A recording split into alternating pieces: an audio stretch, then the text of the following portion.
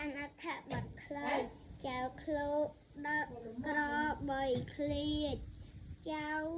ឃ្លោកដឹកក្របីឃ្លាចតៅខ្វៀលនៅកំពង់ឃ្លាំងកូនឃ្មុំហើរេរី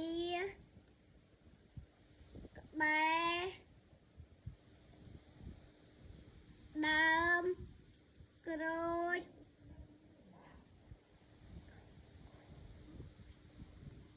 ខ្វិនកូនឃ្មុំគិតថាក្របីឃ្លាច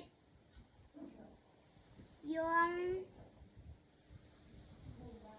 ខ្នួងជាន់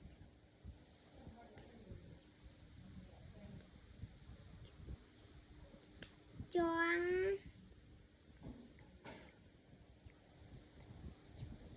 ជួលសំបុវាកូនឃ្មុំហើពី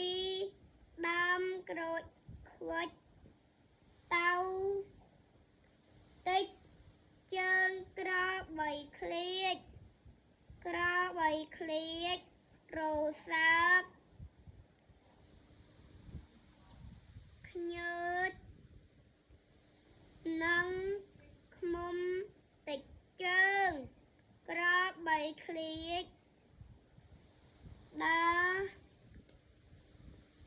ខ្វីចខ្វីចតៅឲ្យជួឲ្យចៅឃ្លោកជួយចៅឃ្លោកសើចចំអកក្របីឃ្លាច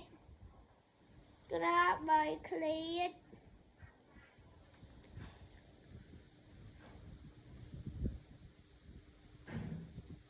នើតនឹងចៅឃ្លោក